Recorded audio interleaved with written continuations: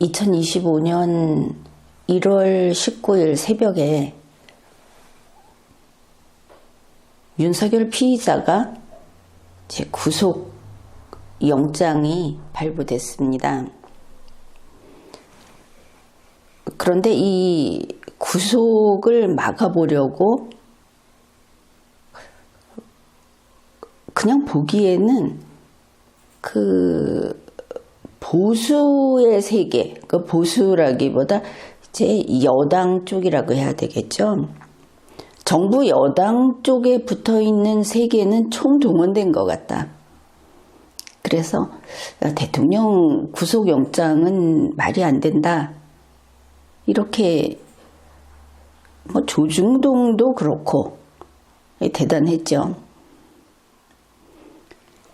그런데 1월 19일 그 새벽 2시 53분 영장이 발부됐습니다.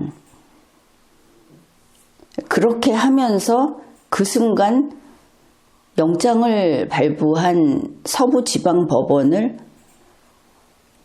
폭도들이, 윤석열을 지키려는 폭도들이 쳐들어간 겁니다. 그러면은 이것이 시위대의 공격이냐? 그것이 그렇지 않습니다. 정확히 알아두어야 할 것이 이들은 이미 흉기를 소지하고 위험한 물건을 가지고 공권력을 공격하고 그리고 정부를 그 서부지방법원은 법원의 한 갈래인 그 건물 빌딩이 아닙니다. 참 대단한 일을 해준 겁니다. 우리가 기억하는 이런 파괴적이고 국가를 부정하는 자기들의 나라를 세우겠다고 하는 그런 행위를 언제 했는가 하면 가장 대표적인 것이 80년 5.18입니다. 왜냐하면 광주가 고립돼 버려가지고 별도의 세계다. 이럴 지경이 된 것이죠. 그러나 그렇다고 하더라도 그들은 국가 공권력을 부정하지 않았습니다. 아예 없애버리려고 하지 않았다는 것이죠. 법원을 파괴하고 사법정부를 없애버리고 자기들의 뜻에 어긋나는 법관을 살해하려고 하는 이런 짓은 하지 않았습니다. 그런데 이번에 윤석열 쪽에 붙어 있는, 그러니까 윤석열 그 헌법에 위반되는 비상계엄으로 국가를 탈취하려고 하는데 아마도 그 같은 편이 아니었나 싶습니다. 지금 목적이라든지 하는 행위라든지 이런 것을 보면, 즉 그런 자들이 국가를 탈취하는, 정부를 없애버리는 그런 대대적인 활동을 한 겁니다. 아주 원 없이 한 것 같습니다. 서부지방법원에서 이 범죄자들이 하는 일들. 그런데 조심해야 할 것이 거기에 보이는 그들이 다가 아니다. 그 이후로 한번 살펴보십시오. 온라인에서, 오프라인에서 이 윤석열파로서 세상을 바꾸겠다, 우리 세상 만들겠다고 했던 사람들은 아주 손을 털면서 거 한번 속 시원하게 잘 저질러 봤다. 기세등등합니다.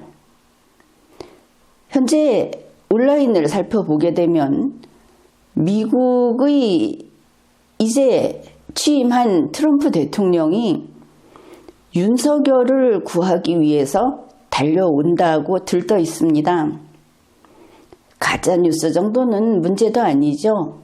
전에 어땠습니까? 12월에는 미군이 윤석열을 구하러 온다. 그러더니 이번 취임식에서 트럼프 대통령이 주한미군 병사들을 보고 대통령 미스터 프레지덴트 우리가 여기 초대하고 싶습니다. 그러니까 그래 만납시다. 이걸 가지고 윤석열 보러 온다. 또 들떠 있죠. 아무튼 이들은 지금 자기들이 무슨 짓을 저질렀는지도 모르고 좀 흥분된 상태. 뭐 하나 해냈다. 우리도 좌파처럼 좀 이루어냈다. 이런 분위기인 것을 알 수 있습니다. 그래서 한동안 이 문제는 그냥 내버려 뒀습니다. 왜냐하면 사법정부는 대통령이 있는 집행정부하고 대등하게 아주 강력한 그런 권한을 가지고 있는 정부이기 때문에 무엇인가 하겠지. 그러고 지켜본 겁니다. 이제 정리를 좀 해보겠습니다. 윤석열 피의자 구속영장을 청구하니까 윤석열이 나는 구속영장 발부되는 거 반대다. 그 이야기를 하러 가겠다. 그래 신문에 응하겠다. 이렇게 된 겁니다. 그랬더니 1월 18일 전날부터 서부지방법원 앞에서 밤을 새웠다고 하죠. 구체적인 것은 여러분이 더 잘 알 겁니다. 그래서 1월 18일 오전 8시 이때쯤에 서부지방법원 정문 앞에 누워있던 사람들, 그게 한 200여 명 된다고 합니다. 그 정문 앞에 서로 스크럼을 짜고 누워서 있었죠. 근데 이거는 한 명 한 명 일으켜서 해산을 시켰습니다. 근데 이거 참 유사성을 보이는 것이 이때 이 사람들 해산시키는 것도 영상으로 그냥 다 남아 있습니다. 처음부터 끝까지. 아주 지루할 정도로. 그런데 그 장면 중 하나를 사진으로 추출해서 위치를 다르게 확대를 해서 경찰이 발로 누워있는 여자의 얼굴을 밟는다는 사진을 만들어서 해외에 뿌리라고 하는 그런 것들을 공유하고 있습니다. 해외에도 나갔겠죠? 그래서 참 행태들이 똑같구나. 이런 자들은 가짜뉴스를 만드는데 머뭇거림이 없고 그리고 그냥 저렇게 만드는구나. 그런 거 보고 흥분할 필요도 없습니다. 원래 그런 사람들이니까. 이제 이런 광경을 우리가 봤습니다. 그리고 윤석열 피의자가 신문에 응하기 위해서 시작되는 것이 오후 2시였다고 합니다. 그리고는 시간이 많이 걸렸죠. 그날 자정이 지나서 19일 새벽에 결정이 됐으니까. 그런데 이제 낮 시간부터 서울 거리를 생각해 보면 알 겁니다. 군중들이 공덕 5거리에서 아현초등학교 그리고 이제 버스 정류장 앞에서 이 서부지방법원까지 대략 1.5km 정도 되는 그 구간의 전체의 차로 길을 다 점거해 버렸다고 합니다.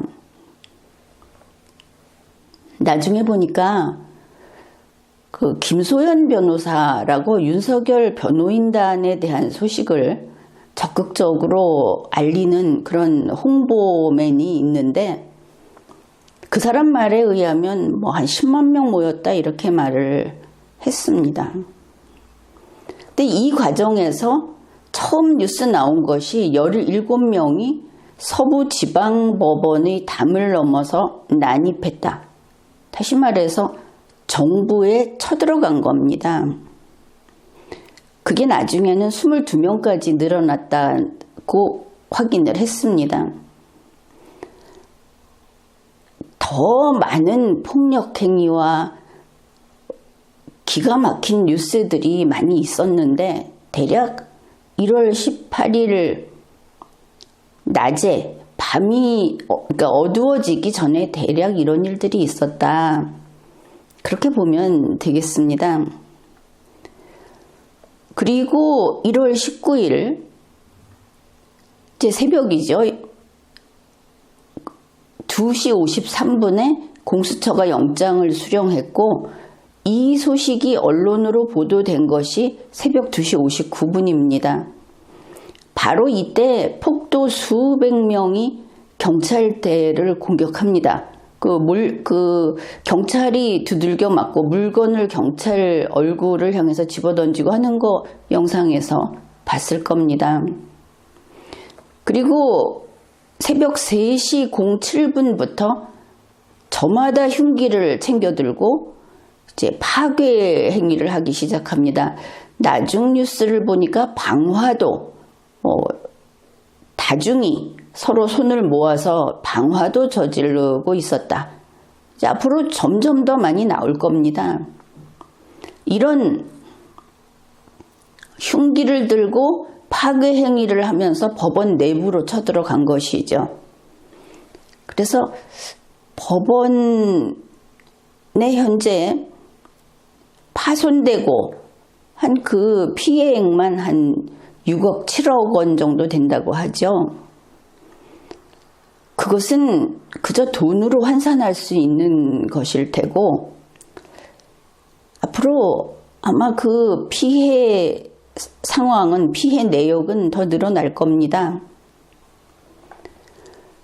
그런데 이 폭도가 단순 분노해서 몰려갔다 그러는데 그게 그럴 수는 없죠. 인원도 워낙 많고 사전에 아마도 기획이 됐고 관리하고 이것을 통제하는 조직이 있었을 거다.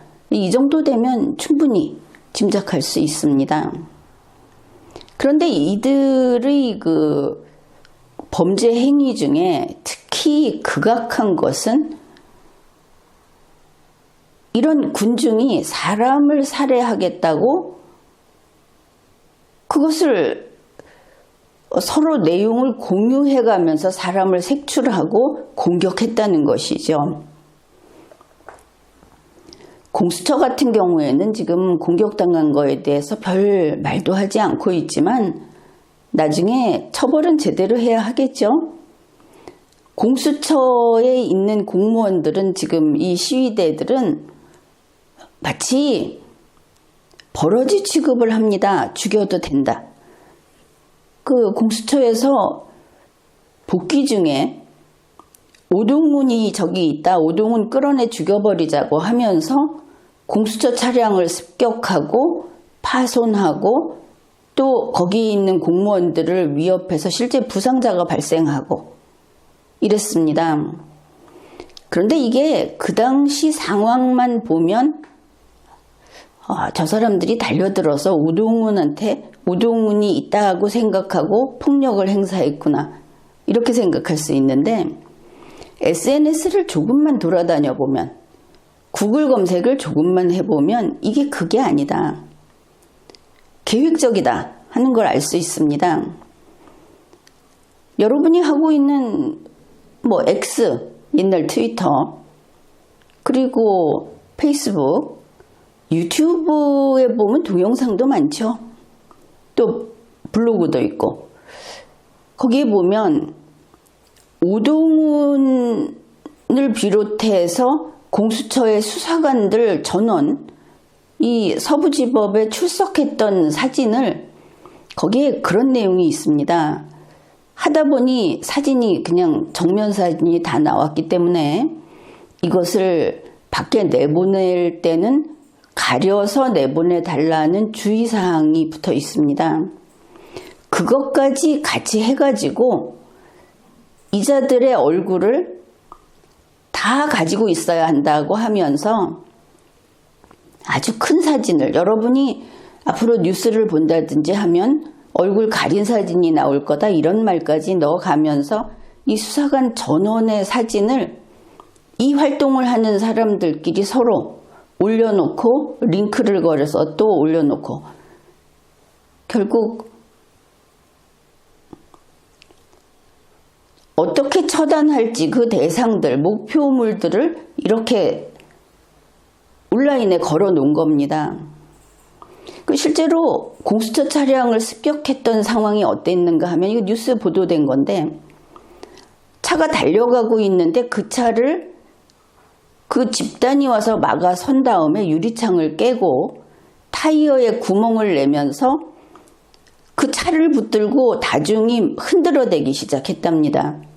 영화에서 봤던 습격 그 장면하고 똑같다고 생각이 들죠. 그리고 직접 사람에게 폭행도 했습니다. 이런 짓을 했다. 이거는 살인을 애초에 조직적으로 목표를 했다는 것을 보여주는 겁니다. 그러면 그 다음에 영장이 윤석열 피의자의 구속영장이 발부된 이후에 무슨 일들을 했는가. 이때는 영장 발부 판사 차은경 판사를 살해하자고 하고 SNS에 차은경을 죽이자는 글들은 대단히 많습니다. 페이스북만 뒤져봐도 멀쩡하게 지방 공무원 하는 사람들이 상소리를 하면서 죽여버려야 된다. 어떻게 죽여야 된다 하고 막 올려놓고 있습니다. 그뿐이 아닙니다. 차은경 판사 본인의 집 주소, 사진, 그 다음에 자녀가 있다고 하는데 딸이 둘이 있다던가 하는 것 같습니다. 그 자녀가 지금 어디에 있는지까지 밝혀갖고 그 신상 정보를 이 폭도로 참가하는 사람들이 공유하고 확산시키고 있습니다. 여러분이 이름 들어봤음직한 그런 종편이나 방송에 나오는 사람들이 이 짓을 하고 있습니다. 조선일보에 글을 올리는 소설가도 이런데 거기 찾아보면 이런 정보들이 들어있습니다. 이번 사건은 대단한 범죄입니다. 그래서 이번 서부지방법원 사건 보통 폭동이라든지 그렇게 이야기를 하는데 그것을 성격을 규명하면 이렇게 됩니다. 그전 어느 시점, 그거는 리걸마인드 연구소에서 거기까지 다 살펴볼 수 없어서 그냥 생략하겠습니다. 아무튼 그전 어느 시점부터 2025년 1월 18일 오전 8시경 이들이 법원 정문에 물리적인 방해 행위를 하면서 눕기 전까지를 잘라내겠습니다. 여기도 위법합니다.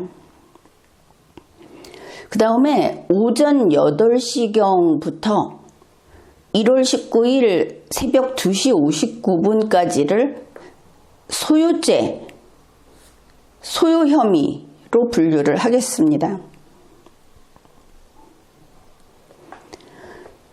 1월 19일 새벽 2시 59분 이후 진압이 된 때까지 그 이후에도 이들을 추적해서 살해하겠다고 하는 글들이 아직 남아있는데 그런 일이 방지되지 않는다면 지금도 계속되고 있는 이것을 내란이라고 하면 되겠습니다. 1월 19일 새벽 2시 59분을 기준으로 잡은 것은 뉴스에도 더러더러 보도가 됐는데 바로 이 시점이 1월 19일 이것을 119라고 합니다. 119 자유민주항쟁 선언문이라고 하는 것이 뿌려진 시점입니다. 이런 내란 행위는 바로 이와 같은 어떤 선언, 이런 것이 아주 중요한 기점이 되겠습니다. 119 자유민주항쟁 선언문의 내용은 상당히 길고, 그리고 그들의 주장, 요구사항이라고 할까, 앞으로 세상을 어떻게 바꿀 것인지 하는 것에 대해서 구체적으로 밝히고 있습니다. 키워드만 뽑으면 이들은 대한민국의 국가체제에 대해서 용서가 없다는 것을 알 수 있습니다. 이런 겁니다. 대통령이 직무가 정지됐는데 그 이후로 직무대행을 하고 있는 그 직무대행 체제로부터 행정부 전체, 입법부 전체, 사법부와 헌법재판소 기타 헌법기관 전체가 더 이상 국민을 대표할 수 없다. 그러니까 너희들은 앞으로 권한이 없다, 이렇게 선언을 한 겁니다. 거기에서 그치지 않고 군까지 이야기를 합니다. 군과 전체 공무원 조직, 여기에서까지도 우리가 공산주의자를 찾아서 분쇄하겠다, 이렇게 밝혔습니다. 이것이 흔히 현재 윤석열 피의자의 헌법에 위반되는 내란 행위, 비상계엄이라는 것을 수단으로 해서 그 정당성을 지지하던 그런 사람들, 그런 정치 세력으로부터 나오던 국민 저항권 행사라는 것임을 알 수 있습니다. 국민 저항권 행사는 국민이 머리띠 메고 저항한다는 뜻이 아닙니다. 국민이 저항권 행사를 함으로써 현재의 정부를 폐기한다, 이것이 저항권 행사의 뜻입니다. 다시 말해서 이들이 국가를 점령하겠다고 밝힌 것이죠. 그 다음에 끝부분에 이렇게 밝혀놓았습니다. 2025년 1월 19일 새벽 119 자유민주항쟁의 발발에 즈음하여 자유대한민국 국민일동. 여러분은 이것과 관계없는 분들은 보면서 좀 의아해할 겁니다. 이게 장난도 아니고 장난 아닙니다. 실제 폭력이 발생했습니다. 그런데 이것을 이들 내부에서는 충분히 아는 만큼 알고 있고 전파를 시키고 있고, 더구나 여기에 댓글을 다는 사람들이 119 자유민주항쟁은 서울 서부지방법원에서 시작됐다는 댓글들을 달고 있었습니다. 그래서 이 선언문은 의의가 크다, 중요하다, 이렇게 볼 수 있습니다. 그래서 1월 19일 새벽 항쟁의 발발이라고 선을 그은 것이 바로 새벽 2시 59분 이들이 차은경을 죽이자, 그리고 대한민국 사법정보, 법원을 파기하자, 폐지하자 하고 달려든 이 정황과 맞아 떨어진다. 그래서 이렇게 기준을 나눠본 겁니다. 그 앞은 소요다, 그러나 그 뒤는 내란이다, 이렇게 보아야 하겠죠. 현재 여기에서 범죄를 저질렀던 사람들 중에서 58명이 구속이 됐습니다. 59명이 구속이 됐습니다.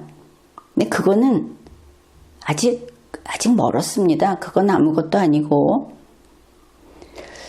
그 구속된 사람들이 현재 어떤가 하면 초기에 자기들이 잠시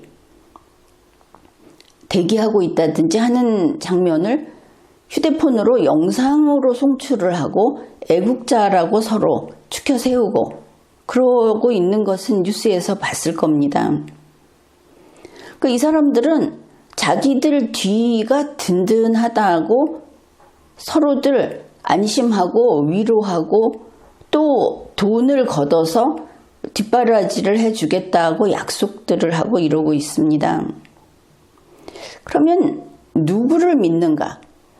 자, 이와 같은 내란, 국가를 군중이, 우리나라는 물론 이 군중은 총기는 가지고 있지 않았을 겁니다. 그렇지만 사람을 해치고 이번에 서부지방법원을 파괴하는 데 충분한 무기, 흉기이면서 무기 역할을 하는 것들이 있었죠. 사람을 살해하겠다고 했던 겁니다. 다만 그 자리에 얼마간의 차이로 그 자리를 피해서 살해를 면한 겁니다. 이런 상황입니다. 그런데 2025년 1월 18일에서 19일 사이에 이 내란 조직들이 움직이는 것을 컨트롤한, 그리고 이들에게 단지 기름을 부었다고 하는데 그게 그 정도인가 싶은 것이, 사실 군중은 체계적으로 움직이기 어렵습니다. 반드시 리더가 있어야 하는 것이죠. 하다못해 차은경 판사를 살해하겠다고 하면서 이 판사실을 찾아 들어가는데도 정보가 있어야 하는데, 이들은 7층에 영장 담당 판사실이 있다는 정보를 알고 곧장 올라가는 것을 우리가 동영상에서 확인할 수 있었습니다. 그러면 바로 이 사건의 현장에 누가 있었는가를 한번 살펴봅시다. 2025년 1월 18일 오전 8시에 정문에 스크럼을 짜고 누웠던 사람들은 그 자리에서 그날 밤을 새웠다고 뉴스에 나왔습니다. 이 사람들이 밤을 새우고 있는 그 1월 18일 새벽 2시경이라고 본인이 밝혔는데, 그때 윤석열의 변호인인 배의철이 거기에 나타났습니다. 대략 뉴스에 나온 것만 설명하면 이렇습니다. 본인이 새벽 2시경에 거기 있었다고 밝혔고, 그리고 현재 유튜브에 보면 윤석열 변호인 배의철이 거기에서 대중을 어떻게 선동하고 있는지 전체 내용을 다 들을 수 있는 이런 영상들이 많이 있습니다. 1월 18일 새벽 서부지방법원의 이 집회는 불법 집회였습니다. 일단 그것이 집시법의 보호를 받는 집회가 아니었습니다. 폭도의 모임도 일단 집회라고는 할 수 있죠. 거기에 참가를 합니다. 그리고 마이크를 잡고 연설을 했습니다. 이 주의를 둘러싸고 많은 사람들이 그 내용을 그대로 송출하는 그런 장면도 볼 수 있습니다. 일단 배의철 변호사가 그 자리에서 연설하는 장면을 유튜브 매불쇼 그 사진을 신문에서 보도를 했습니다. 배의철 윤석열 변호인은 이렇게 말을 했습니다. 윤석열 대통령이 여러분을 지켜보고 있습니다. 이 불법 집회하는 것을, 원래 불법 집회 못하는데 여러분이 하니까 지금 이렇게 모일 수 있지 않느냐는 이야기도 하면서 배의철 자신은 윤석열 대통령의 뜻을 대변하는 사람이라고 생각하면서 이 이야기를 한다고 했습니다. 이 사람들은 윤석열이 자기를 보고 있다고 느꼈겠죠. 아무튼 이 1월 18일에 경찰이 33명 부상당했다고 나오고 있는데 그날 새벽에 윤석열의 변호인 배의철이 거기에서 열변을 토했습니다. 그 다음에 1월 19일 차은경 판사를 살해하기 위해서, 이렇게 말하면 살인범들이 되겠죠. 이 사람들이 차은경 판사를 사냥감처럼 찾아 뒤지면서 서부지방법원을 올라가던 그 현장, 그곳에 또 다른 사람이 있었다는 겁니다. 이것도 신문 보도된 내용입니다. 윤석열의 변호인 석동현이 이 지역에 있었다. 석동현 씨 본인이 내가 그 자리에서 그런 이 차은경 판사를 이 범죄자들이 찾아서 죽일 수 있도록 정보를 제공한 거라고 하기는 어렵지 않느냐 하면서 자기의 알리바이를 밝혔는데, 이렇게 밝혔습니다.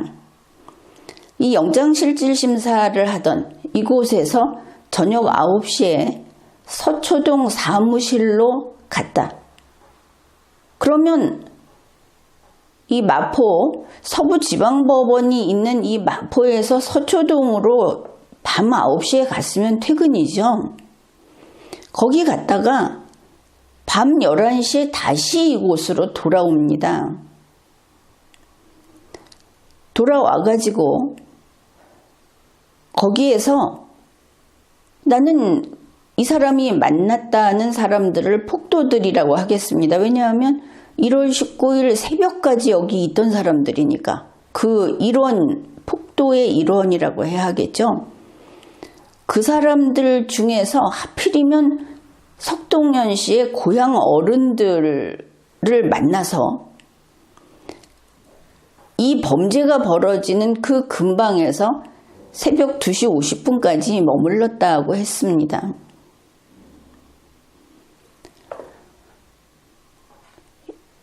이 살벌한 파괴와 결국은 사람을 죽인다는 이런 무시무시한 폭력의 현장에서 고향 어른을 만났답니다. 어른들을.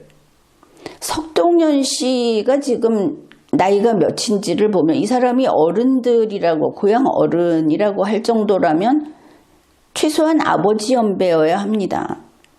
할아버지 연배나. 그런 사람들이 거기 왔다면 누군지 쉽게 찾을 수 있겠죠. 지금 우리가, 석동현 씨가 그 사람들을 거기서 만났다는 것은 우연일까? 아니면 사무실에 있는 사람을 여기에 있는 석동현 고향 어른들이 밤 11시 돼서 불렀던 것일까? 겸사겸사해서 간 것일까? 알 수는 없지만 이 끔찍한 범죄의 현장에 윤석열 변호인 배의철 변호사, 윤석열 변호인 석동현 변호사가 여기에 있었다. 법원 업무 시간이 다 끝난 뒤에, 여기도 업무 시간이 다 끝난 뒤에 이렇게 있었다. 그것은 분명하고 많은 의문이 생기는 부분이 되겠죠. 윤석열의 뜻을 대변한다, 윤석열이 여러분을 보고 있다고 하는 사람이 그 불법 집회에 참가해서 연설을 했다.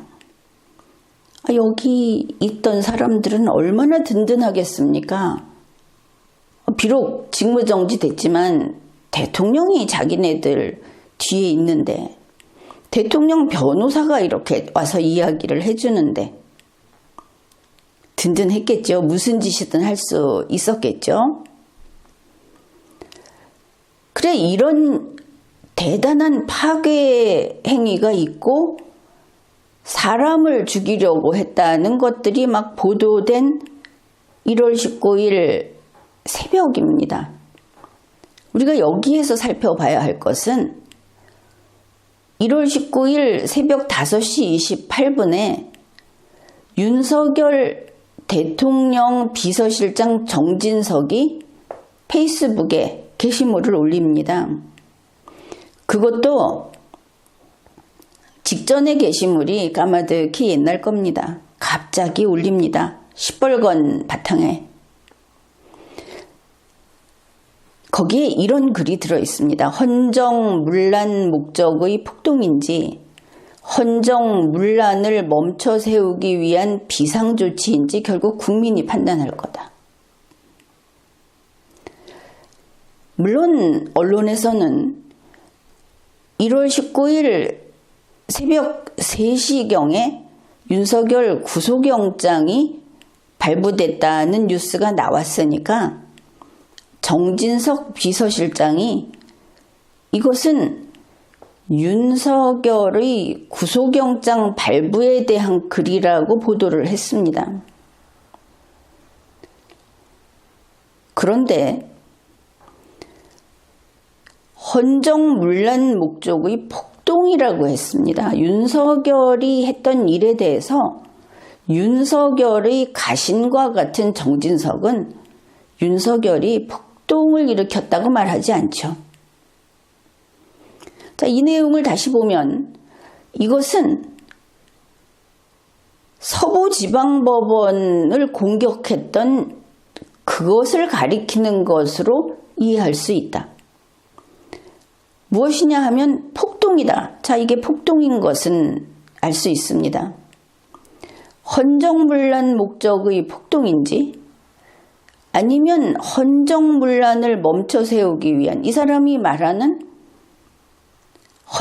멈춰 세우려는 헌정문란은 윤석열을 석방시키기 위한 이런 것이 되겠죠. 그런 비상조치인지. 결국 국민이 판단할 거다. 국민 저항권 행사로서 윤석열을 구출한다는 것과 같은 뜻이 될 수 있습니다. 두 가지 다 해석은 가능합니다.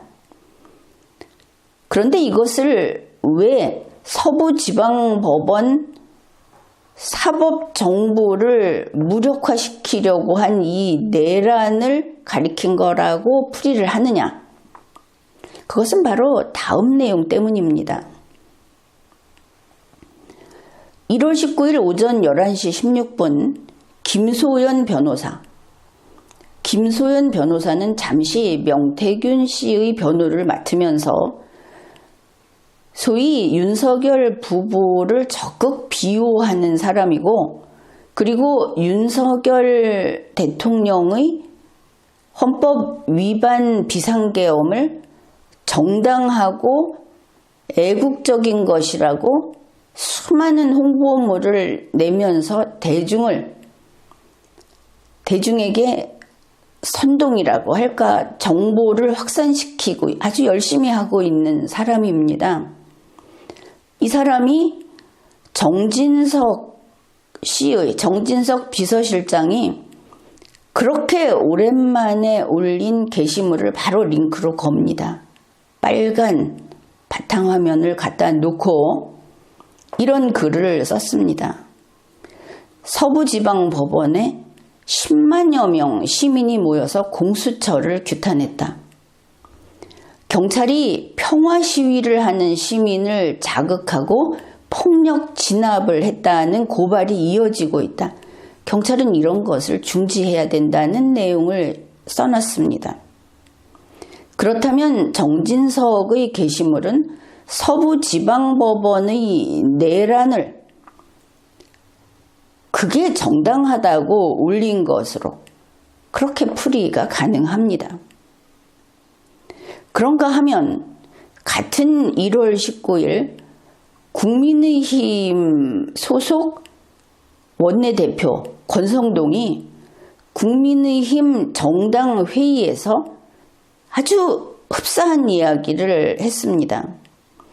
경찰이 시민을 방패로 내리찍고 명찰이 없는 경찰이 현장에 다수 나타난 모습, 이거는 이해할 수 없다.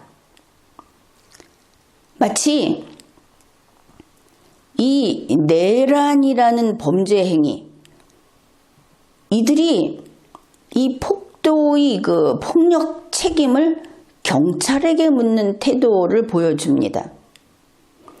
그러면 이 폭도들의 뒤에는 윤석열 변호인 배희철이 나타나 있고 윤석열의 변호인 석동현이 거기에 그 장소에 와서 사람들과 이야기를 했다고 하고 무슨 말을 했는지는 모르지만 윤석열의 비서실장 정진석이 정당하다는 식의 글을 올렸고 윤석열 지키기에 몸바치고 있는 김소연 변호사가 이것을 갖다 놓고 같은 이야기를 했으며 윤석열의 여당 국민의힘 권성동 원내대표가 김소연 변호사와 결이 같은 경찰이 나쁘다, 경찰이 시민을 방패로 내리찍는다, 이런 주장을 한 겁니다. 자, 이 사람들이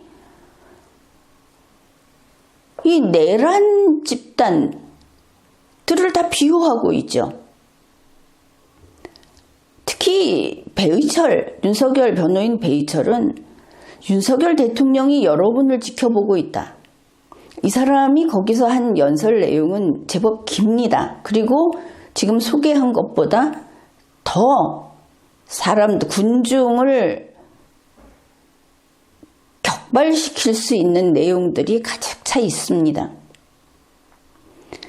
벌써 여기까지 봤으면 조직이 탄탄했구나. 이 사람들은 겁이 없었겠구나. 물론 이것도 있죠. 이 현장에서 백골단이 있었고 신남성연대와 관련된 이야기들도 나왔고, 그런데 그 백골단은 어떻습니까? 국민의힘 소속 김민전 의원이 국회에 데려가서 소개를 하면서 바로 얼마 전에 이 조직을 했습니다. 백골단이라는 이름도 그렇고 그들이 젊은이고 힘을 쓸 수 있는, 물리력을 쓸 수 있는 사람들이다. 애초에 폭력 집단을 특정 목적을 가지고 구성한 것으로 지금에 와서 보면은 그렇게 다시 되돌아보게 되는 겁니다. 그들의 모습이 영상에 잡혔죠.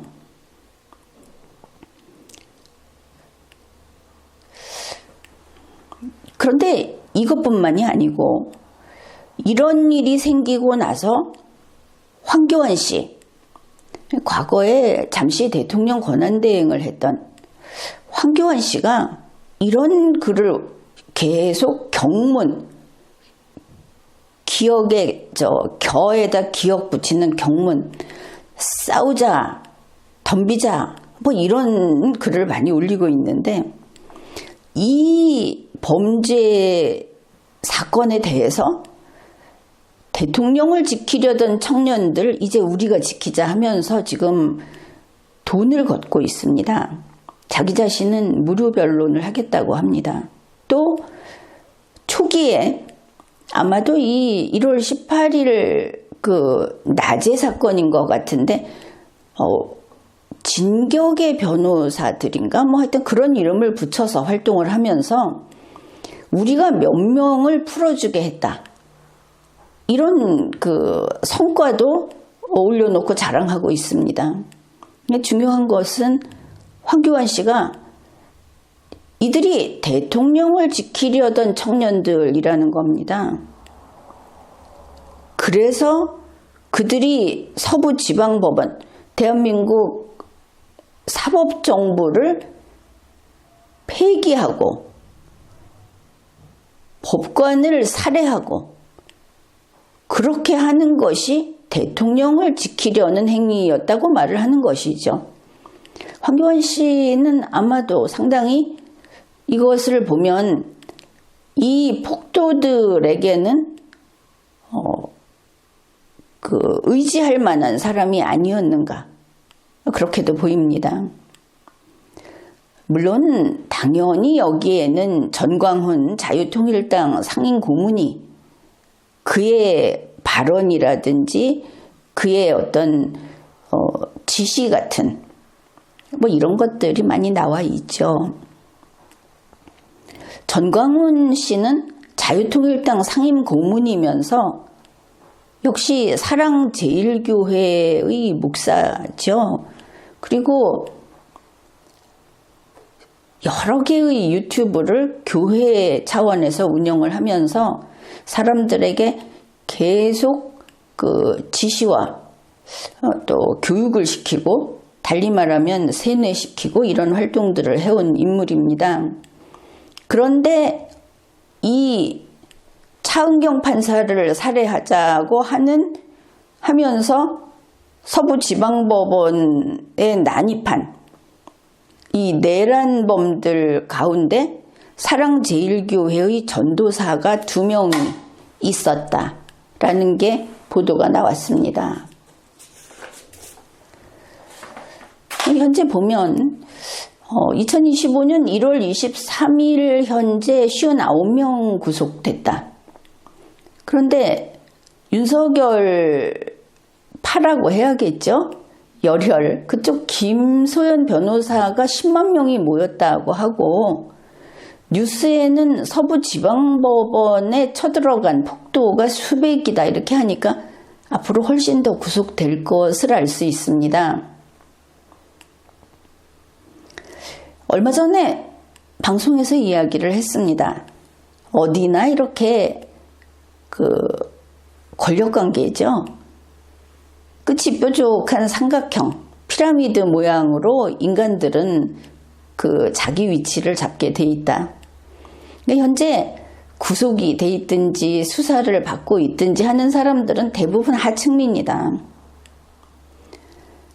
그러면 앞으로 무엇을 할 것이냐? 바로 이 윗부분입니다. 붉은색 칠을 해놓은 이 윗부분을 잡아야 한다. 저 속에는 대형 유튜버들, 이미 유튜버들도 좀 잡혔는데 더 많습니다. 우리가 보기만 해도 그 안에서 선동하면서 JTBC 영상을 보니까 현장에서 빠져나가려는 사람을 윽박지르면서 여기에서 죽어야 된다 하고 못 나가게 하는 장면도 봤는데, 이런 수많은 유튜버들은 그냥 보도하는 사람들이 아닙니다. 내부인이지. 그 사람들을 비롯해서 현장에 안 가는 대형 유튜버들, 그 다음에 언론인, 방송인도 포함이 될 것이고, 종교인, 과거에 대단히 그만하면 지위가 높다, 학식이 대단하다고 했던 보수 원로들, 그들도 포함이 돼 있을 것이고 잡아야 하겠죠. 특히 정치인, 여기에 현역 정치인도 잡아야 할 겁니다.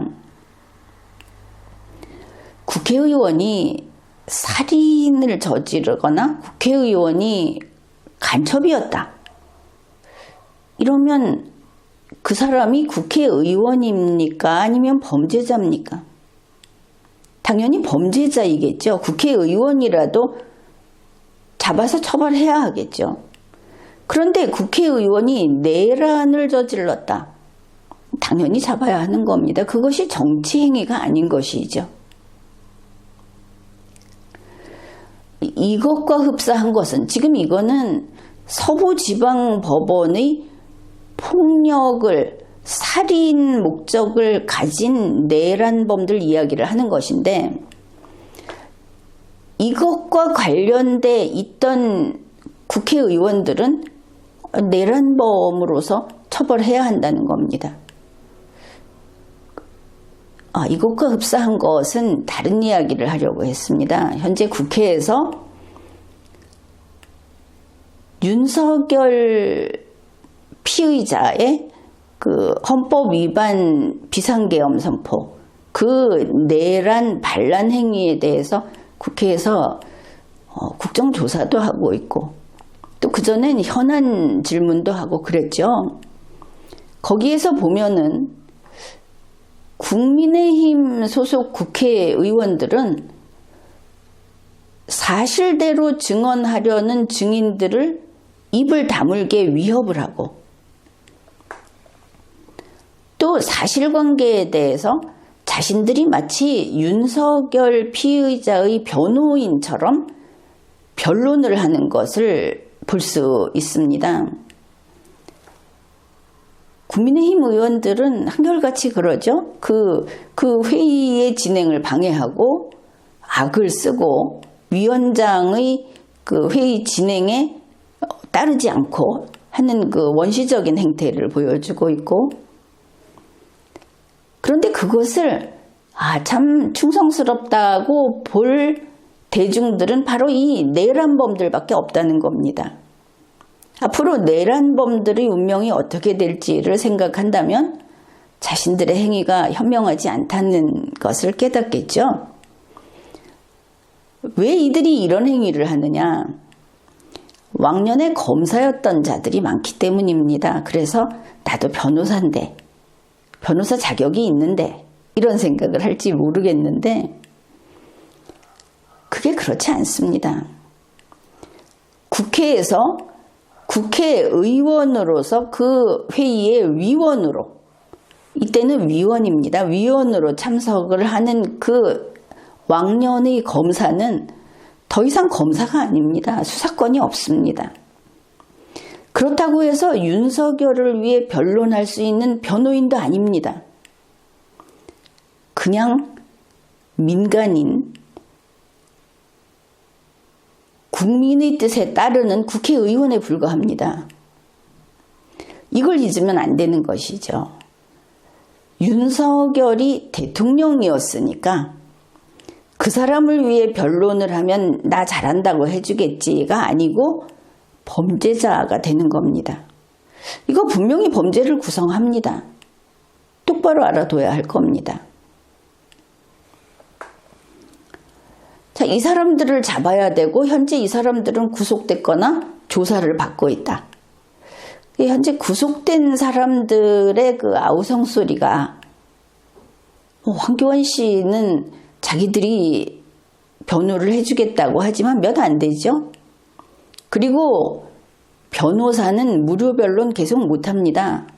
이거는 황장수 씨도 이야기했죠.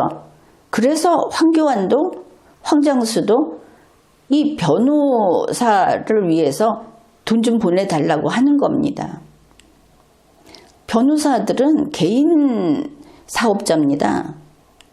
돈 안 받고 할 이유가 없는 것이죠. 그런데 지금 구속된 사람들, 피의자들, 그러니 혜택을 많이 못 보겠죠.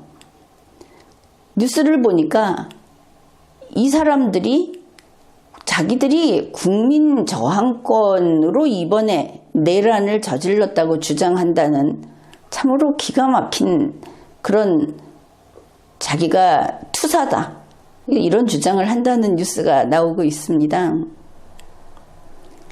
이 국민 저항권이 무엇인지도 모르는 자들이라는 것이죠.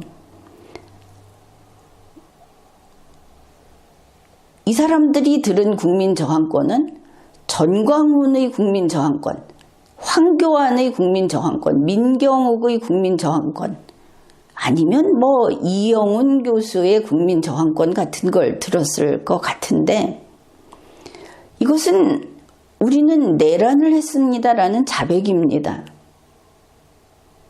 이렇게 하면 이런 답을 하면 안 되겠구나 싶겠죠. 서부지방법원에 가서 감히 윤석열에게 구속영장을 발부한 저 영장 발부 판사를 죽여버리겠다. 이게 벌써 몇 번째입니다. 판사에 대해서 이 살해하겠다고 한 것이, 그리고 이번엔 행동에 나섰죠.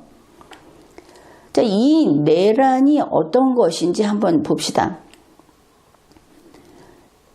형법 제87조가 내란을 규정하는데 소요죄라는 것도 있습니다. 형법 제115조의 소요죄. 이것은 아주 급이 다릅니다. 소요죄는 세상을 들썩들썩하게 하는 겁니다. 좀 불안하게. 그래서 공공의 안전을 해야 하는 죄가 소요죄입니다. 내란은 국가의 존립을 위태롭게 하는 죄입니다. 이 나라를 말아먹겠다 아예. 급이 다른 겁니다. 그러면 이번에 서부지방법원에 몰려가서 그 전부터의 행위들도 여기에 속하는 게 많죠. 근데 아무튼 결정적으로 서부지방법원에 가서 이들이 저지른 범죄, 그게 형벌이 어떤 것이냐. 내란죄의 수괴는 사형, 무기징역, 무기금고입니다. 그런데 현재 구속된 사람들, 소위 하층민, 숫자가 더 많을 겁니다. 앞으로 이 수사를 받고 재판을 받을 사람들이. 이들은 무기금고의 대상도 아닙니다. 가서 노역을 해야 되는 것이죠. 정치범도 아니니까. 내란 모의에 참여했거나 지휘했거나 그 밖에 중요 임무 종사자는 사형, 무기 5년 이상의 징역입니다. 금고는 해당 사항도 없다고 했죠. 그 다음에 부하수행, 시키는 대로 한 사람, 단순 폭동 관여자. 이게 5년 이하의 징역이나 금고, 5년 이하 징역입니다. 그런데 여기에 죄질이 아주 나쁘죠. 형법 제88조 내란 목적 살인, 이건 사형 무기징역입니다. 제89조 내란 목적 살인 미수범 처벌합니다. 제90조 내란 목적 살인 예비 음모 선동 선전, 이거 3년 이상의 유기징역입니다. 자, 이런 짓들을 한 거다. 그런데 각각의 행위와 그 태양에 따라서 가중되겠죠. 국민저항권 주장한 게 바로 이 죄를 지었다고 하는 겁니다. 아까 시간대별로 나눠놓은 거 기억하고 있죠? 그러면 이게 그 전의 소요죄일 때는 어떤가? 1년 이상 10년 이하 징역이나 금고, 이렇게 됩니다.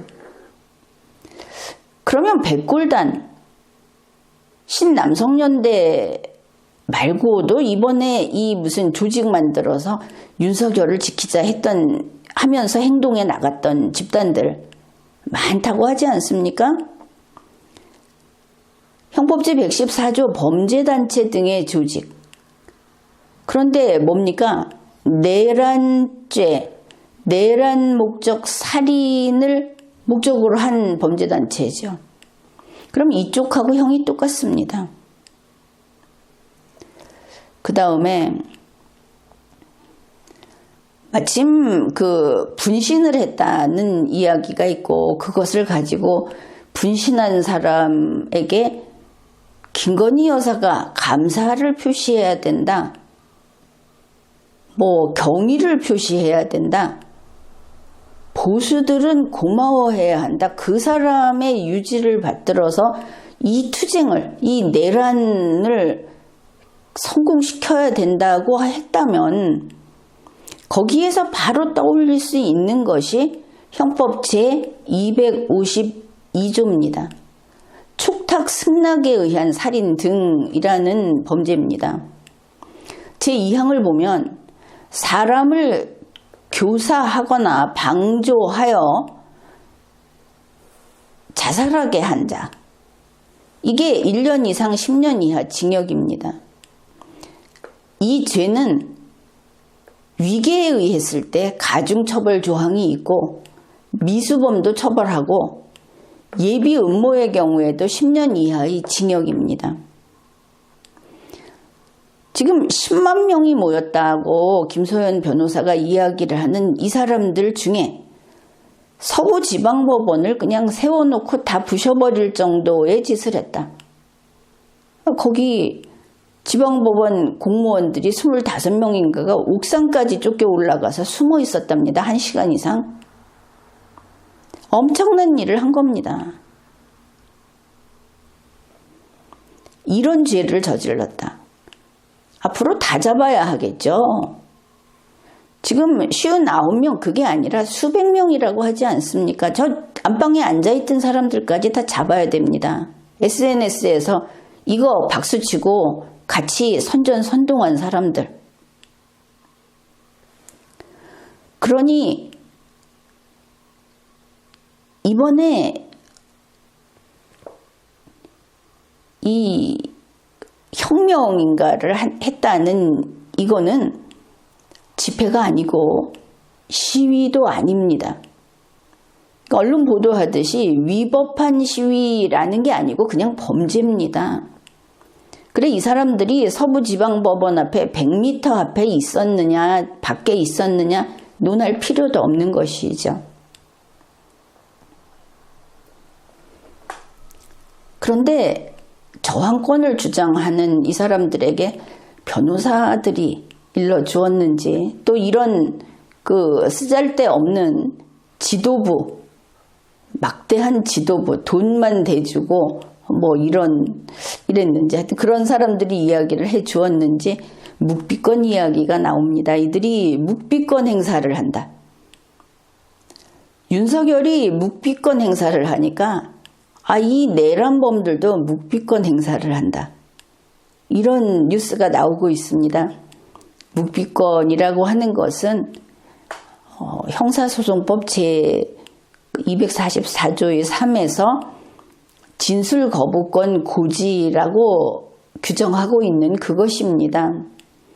그런데 이번에 서부지방법원의 내란범들, 소요범들, 또 이것과 관계된 촉탁승낙에 의한 살인범들, 당신들에게는 이 묵비권이 하등 쓸모가 없습니다.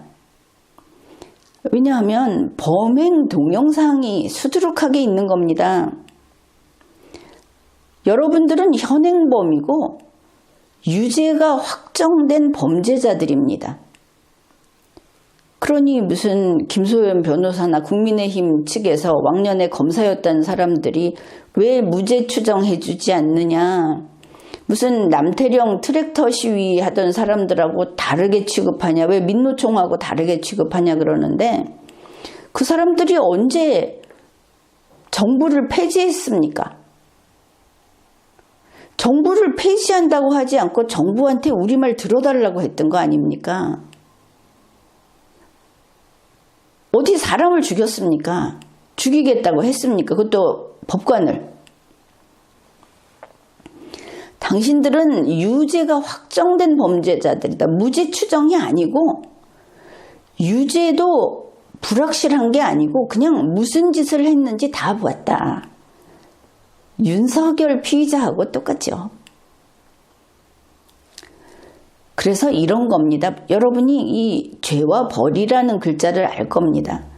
법원에서 하는 것은 바로 죄와 벌을 선고합니다.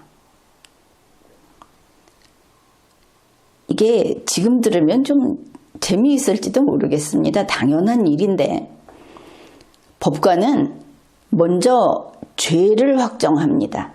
죄가 있다 없다. 그것이 바로 유죄 확정입니다. 죄를 확정한 다음에 벌을 과합니다. 그래서 죄와 벌을 판단하는 것이 사법정부인 겁니다. 그러니까 여러분은 죄가 확정됐습니다. 돌이킬 수가 없는 것이죠. 남아있는 것은 벌입니다.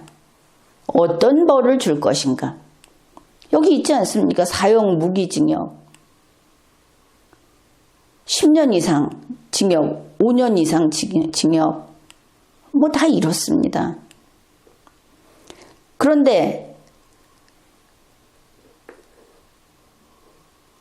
국가에, 정부의 죄책이 발각이 나고 구속이 되고 혹은 수사를 받고 있는 입장에서 법의 세계로 오지 않고 범죄의 세계에 머물면서 묵비권을 행사하겠다.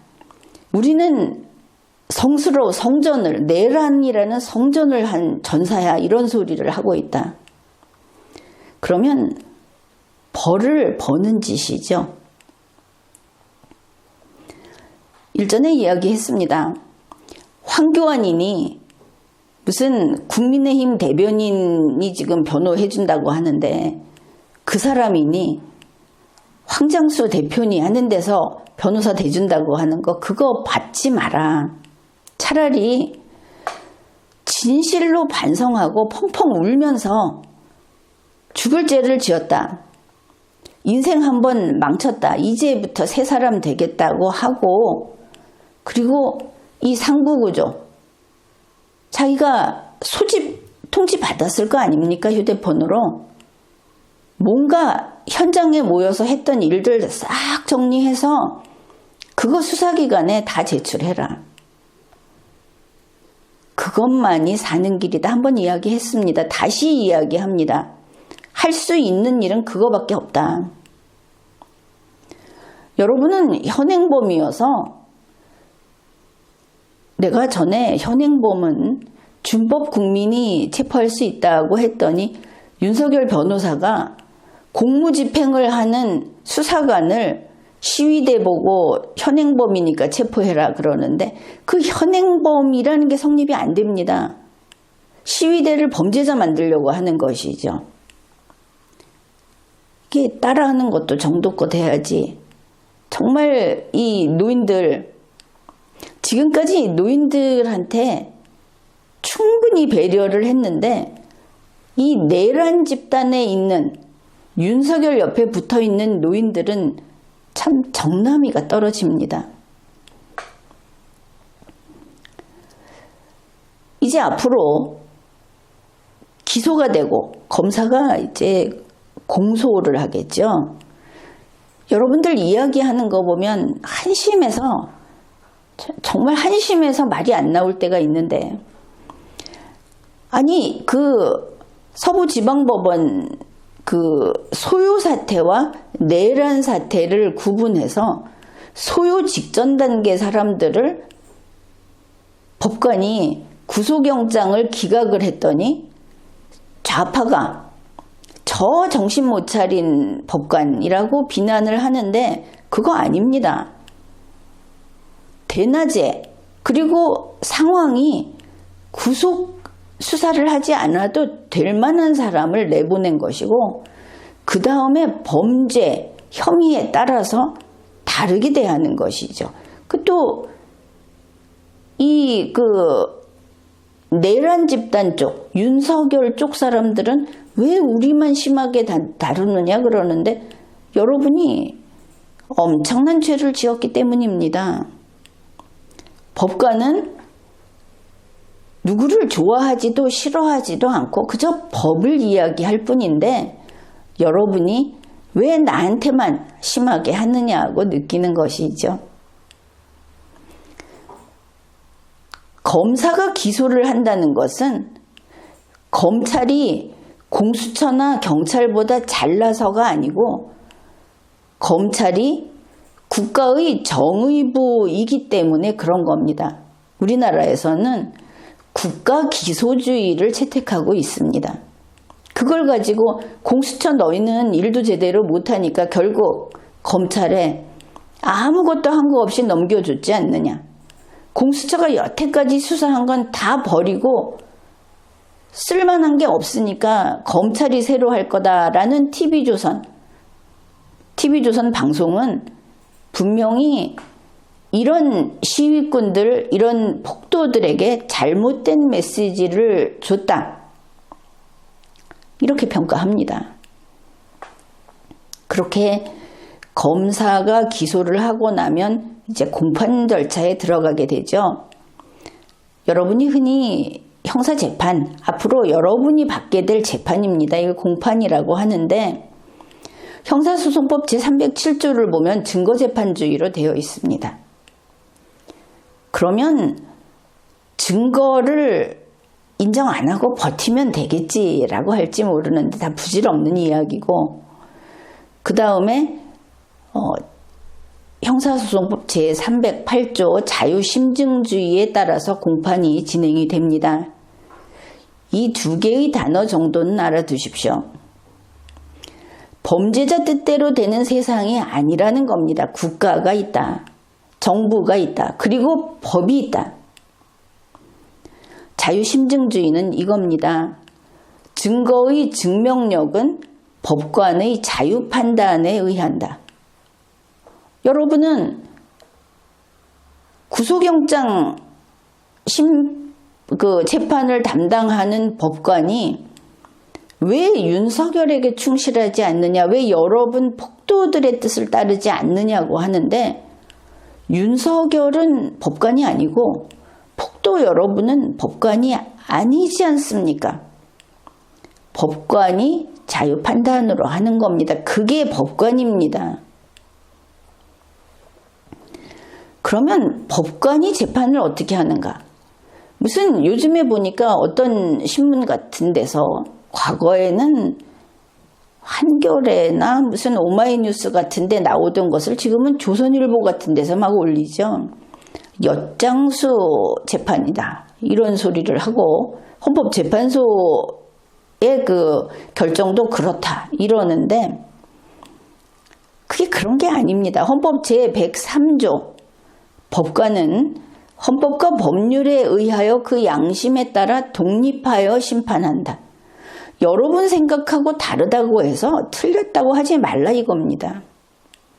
현재 인터넷을 보든지 어디 길거리에서 마이크 대면은 저마다 말들은 잘해요. 그래서 이야기하는 거 보면 뭐 법이 이거니 아니니 절차가 틀렸느니 그거는 그렇게 설명하는 것이 아니니 이런 소리 하는데, 여러분은 모르는 자들입니다.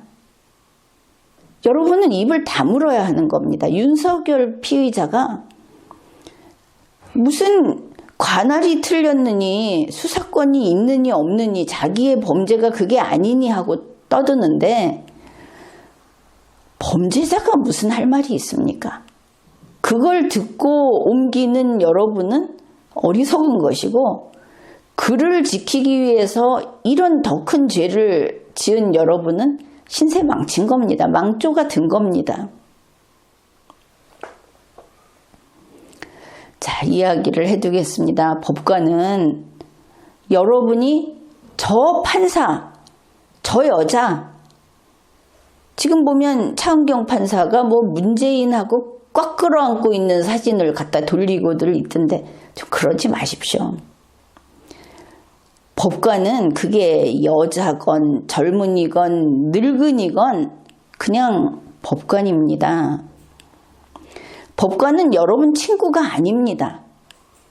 여러분이 위협할 대상도 아닙니다. 지금 조선일보 보면 이 민경욱, 황교안, 민경욱이 하는 이 보니까 범죄에 가담하는 내용인데 그 자체도 범죄를 구성하는 그런 광고를, 전면 광고를 게재하고 있는데, 조선일보 그런 행위를 멈춰야 합니다.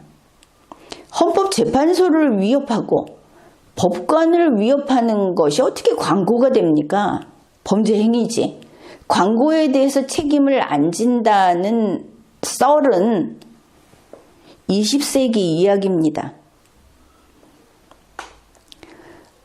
이제 검찰, 경찰, 공수처를 위협하고 가해하겠다고 한다든지, 법원, 헌법재판소, 그 재판관들을 위협하고 가해하겠다고 하는 것은 일체 허용되지 않습니다. 그런 짓을 하는 것은 정의도 아니고, 그리고 법이, 여러분의 법이 따로 있는 게 아닙니다. 전광훈 씨가 하는 말 틀렸다. 전광훈 씨는 헌법 위에 성경이 있고 성경 위에 전광훈의 양심이 있다고 한다는데 이게 무슨 소리입니까? 그걸 믿었다면 여러분은 그냥 전광훈 씨 탓할 게 아니라 여러분의 머리를 탓하면서 감옥에 들어가서 썩어야죠. 자, 여러분은 이제 죄가 확정됐습니다. 벌을 여기에 있는 것보다 얼마나 가중할 것이냐, 아니면 감경할 것이냐, 이것을 가지고 내가 혼자서 딸을 키우고 있는 홀어머니예요. 내가 아직 나이가 어려요 하고 불쌍하다고 눈물을 흘린다고 봐주는 게 아닙니다. 역시 벌도 법에 따라서 정해지는 겁니다. 그러면 무엇을 해야 하느냐?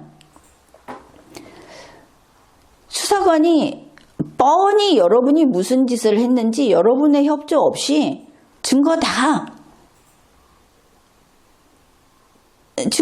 구비되어 있습니다. 다 챙겨놨습니다. 그런데 왜 물어보느냐? 이거 묵비권 행사하면 안 돼서 그런 게 아닐까? 그런 거 아닙니다. 이 피라미드 상부 구조에 대해서 아는 대로 다 진술을 해라. 왜? 이들이 이번에 대한민국을 무너뜨리려고 했으니까.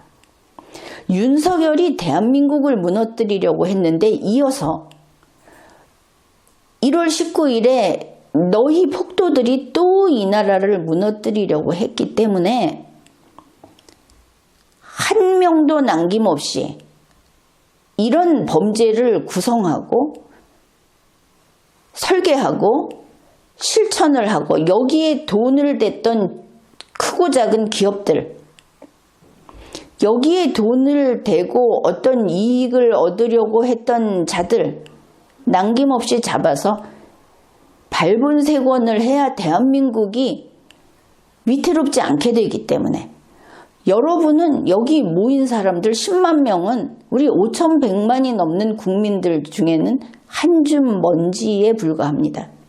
범죄자들이니까. 이것 때문에 우리 국민의 앞으로 살아가는 토대인 대한민국을 망가뜨리게 둘 수 없는 것이죠.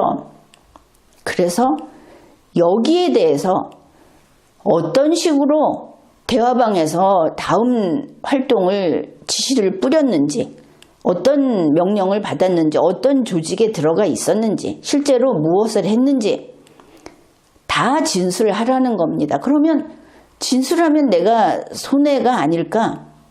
그렇지 않습니다. 여러분은 잔챙입니다. 아무리 해봤자. 이 사람들은 잡히게 돼 있습니다. 이 상부 구조를 비호하다 보면 더 큰 범죄자가 되고 감옥에서 더 중범죄자로서 지위가 올라가겠죠. 더 오래 묵을 사람으로서. 그렇게 될 것을 바라는 사람은 없을 겁니다. 바로 여러분은 죄인입니다. 어떻게 벌을 적게 받을 수 있도록 반성하고 그리고 법의 세계로 돌아오는, 다시는 범죄자가 되지 않을지 그걸 보여줘야 하는 겁니다. 검찰의 수사 과정도 여러분이 반성하고 법의 세계로 돌아올 수 있는 사람임을 어디라도 볼 수 있을까를 찾는 과정이라는 것을 알아야 합니다. 어째서 우리나라 사람들은 다 범죄자의 심리로 법을 대하는가? 이 리걸마인드가 부족해서 그렇습니다. 리걸마인드 연구소에서는 준법 국민으로서 어떻게 법을 볼 것인가를 바라보기 때문에 분노하지 않죠. 증오하지 않습니다. 범죄를 저지르지 않습니다. 그런데 이상하게도 멀쩡한 사람들이 범죄자의 심리로 법을 바라본다. 이것은 윤석열, 피의자도 동일합니다. 지금까지 리걸마인드 연구소였습니다.